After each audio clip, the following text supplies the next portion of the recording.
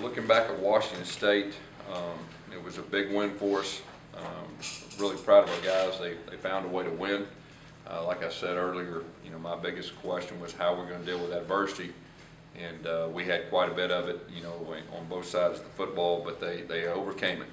Also it gave us a chance to see where we're at as a team, and that was a big question for me going into this game and our coaches.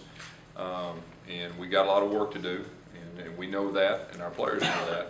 But the good thing is most of the things that we saw are correctable. We're playing a bunch of young, inexperienced guys, and they'll have a chance to improve. I've been saying our goal is real simple. It's to improve each practice and each game, and so we're gonna hold true to that, and I believe we can definitely do that. Moving on to Arkansas State. They got a 9-game winning streak, one of the hottest teams in college football. They know how to win, and they expect to win. Offensively, have a lot of playmakers that can, make big plays either in space or the deep ball. Defensively, a lot of playmakers too. A lot of experience back on both sides of the football. The bottom line is we're going to have to play better than we did Saturday to beat them. Question? Gus, knowing those kids like you know them, what kind of effort do you expect them to bring when they come into your camp? Well, there are a lot of winners. I mean, they're winners. They're going to play hard. They're going to play together, and they'll be disciplined. What's it going to be like for you to go against that team? Well, I mean, personally, I care greatly for a lot of their players. Their administration was great to me while I was there. It was a very good experience, and very grateful for the opportunity they gave me.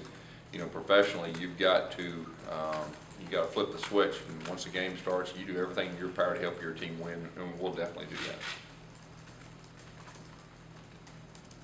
What does JD stick out when you guys watch film? I'm very familiar with him, but Yeah, JD's a phenomenal player. He's great with the ball in his hands. He's a receiver, has running back skills, and big time playmaker.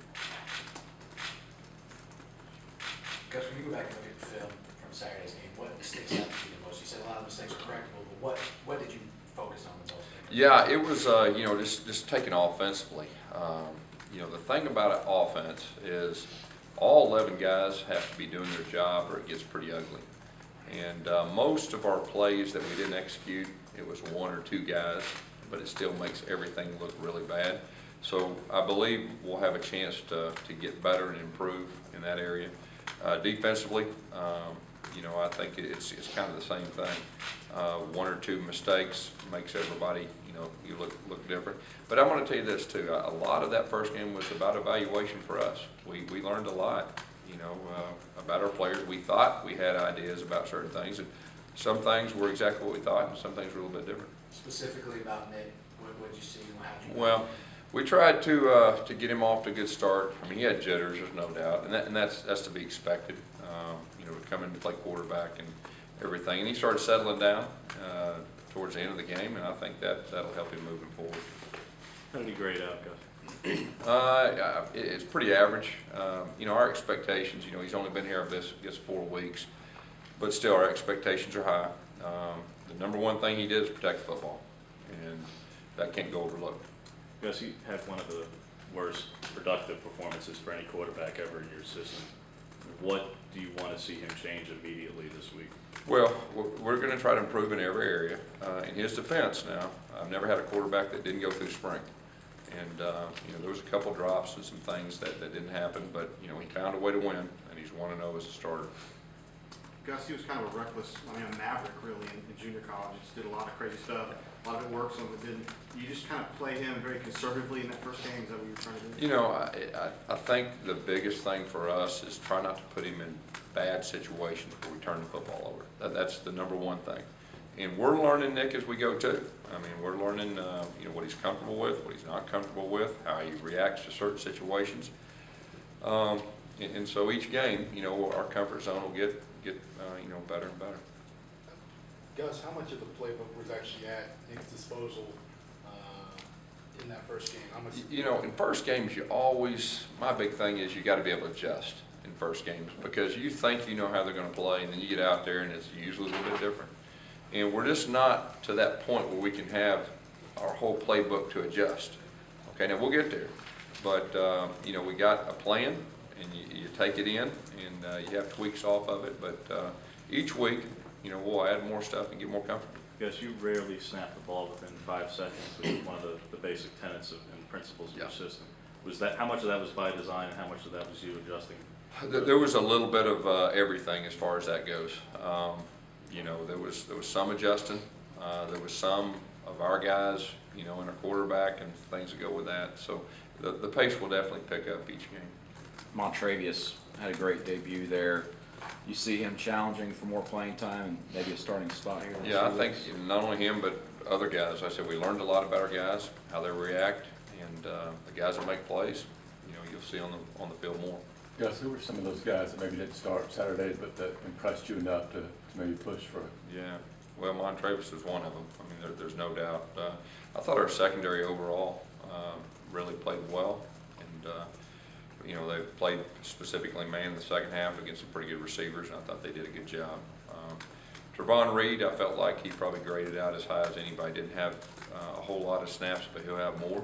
He did a lot of things right. Gus, can you talk about Corey a little bit, just what he showed out there and having that as a weapon? Well, Corey's got real speed. I think that's evident when you see that. He's very strong. I mean, he can break a tackle too. He really impressed me. I mean, I was here before and I knew what he could do, but he wasn't eligible that year. You saw him on the scout team, but he's got a chance to really help us. How do you work those three? Is that something that you want with a plan, or is it just feeling during the game, or how do you work those? Well, you know, in our offense, we try to ask guys to do what they're good at, and you know, to have 3 different type backs gives us a lot of versatility. You know, at times you'll see more of them on the field at the same time, stuff like that, but it gives us a lot of versatility. Gus Ellis in his career has been a lot of zone, he's been a zone guy for the most part. Obviously, you guys had some success with man the other day. Can he kind of reinvent himself as a man coordinator now? Well, you know, like I've said before, he's one of the best in the business at adjusting. And, you know, I think, you know, we started out doing quite a bit of zone, a little bit of man, and then he adjusted and manned them up, and I think held them 3 points second half, a pretty good offense. How concerning is the linebacker spot right now? Ellis seemed to have some concerns there. Yeah, you know, it'll be a little more evident, and we'll learn a lot more against more of a running team. You know, sometimes when teams pass the ball as much as they do, it takes the linebackers kind of out of the game. But I think we'll learn more as we go, the more we face running teams. Because you talk about injuries, Justin Garrett, D Ford, updates on those.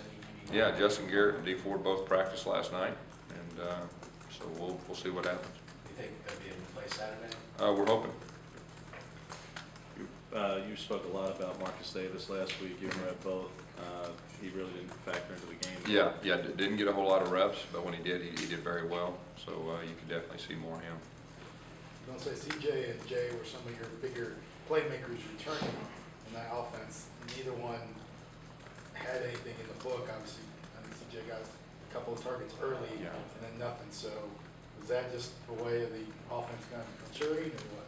Yeah, a little bit of both. Both those guys are capable of making plays, and they will, you know, as the season goes on. Coach, last week you said you were looking for a go-to receiver this season. After this week, do you feel you have a better idea of who that could be? We still hadn't found him, I'll tell you that. But, you know, hopefully here in the next game or two, everything will, you know, come to light.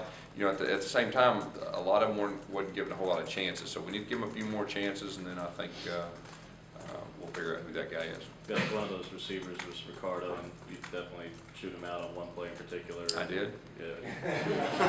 Shoot a lot of people out. Yeah. Looked like the cameras caught you having quite a moment with him. Yeah. But he obviously had a rough game. When you look back at the film, him in particular, just were those struggles as bad as you initially thought? Well, you know, there was a lot of things that were really close, and hey, we have high expectations for our guys, and he is a playmaker, and he will be a playmaker for us this year, and I have no doubt that he'll improve, and a lot of them will.